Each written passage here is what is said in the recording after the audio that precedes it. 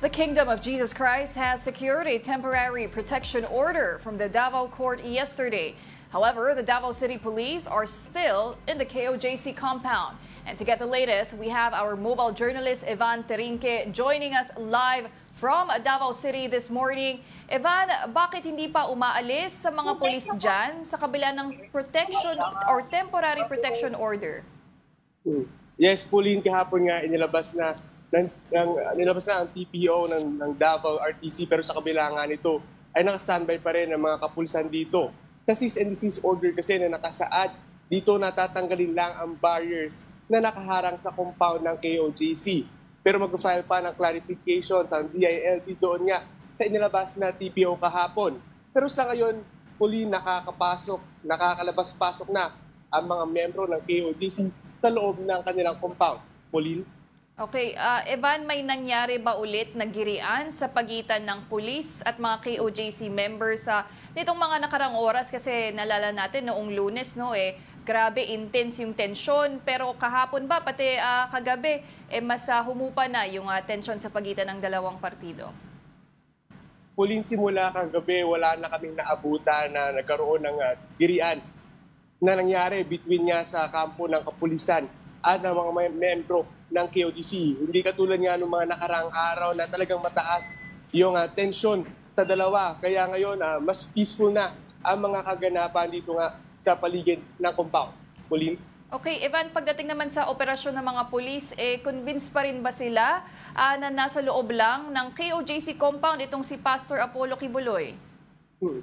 Yes, Pauline, convinced pa rin niya ang kapulisan na nasa loob pa rin ng compound itong si Pastor Kibuloy, no? Sa mga nakukuha nga kasing update ni DILG Secretary Benhur Abalos, no?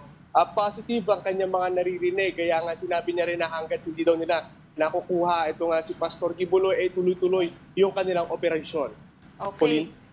So mukhang, sabi mo nga, Evan, hindi aalis sa mga kapulisan dyan hanggang matuntun nila itong si Pastor Kibuloy. Pero kamusta ba ang sitwasyon dyan ngayong umaga?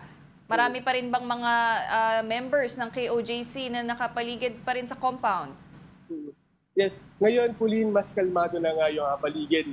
Yung mga gaganapan dito nga sa paligid ng compound, yung mga ibang membro ng KOJC na yung mga nagsistay talaga dito sa labas ng compound, yung mga nakarang araw ay nakakapasok na nga sila sa loob ng kanilang compound yun. Ngayon din, nakakadaan na rin yung mga sasakyan kasi dahil yung mga nakarang araw nga, naka-blockade kasi itong daanan ito, itong CP Garcia.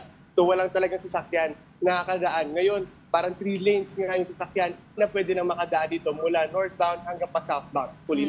Evan, kung pwede mo lang pakita sa amin yung surroundings mo, parang may nakapaskil din sa likod mo na sign. Ano bang nakasulat dyan? No. So nakalagay dito is June 10, 2024 is a day of infamy. Ito daw ay quote from dating or isang statement galing sa ating former president na si Rodrigo Duterte na isang KOJC property administrator. No? So ayan, makikita natin may mga nakapaskil pa rin dyan, may mga tarpaulin pa rin na nakapaskil sa labas nga ng KOJC compound. Ngayon, makikita naman natin itong part. Ito yung isang gate ng KOJC compound. No? Ito yung sumay tapat ng kanilang dome. No, makikita natin, andito pa rin yung mga kapulisan na naka-standby. At doon din sa may harapan, doon sa dating pwestuhan, no, may mga nakatambay pa rin, mga naka-standby pa rin na kapulisan doon. Ito naman yung mga sasakyan na ito na, freely na, may mga flow na ng traffic na nakakadaan dito. Pauline? Evan, halos 2,000 pa rin ba ang police force na nandyan o binawasan na? Yes, Pauline. So far, we're trying, humingi pa kami ng update, no? Hindi pa kami sinasagot kung gaano nga karami yung bilang ng kapulisan na nandito. Pero we're still waiting sa update ng PNP kung nabawasan ba or dumami pa lalo yung mga nakabantay dito. Pauline? Alright, maraming salamat sa lahat ng iyong updates mula dyan sa Davao City. That was our mobile journalist, Evan Terinque.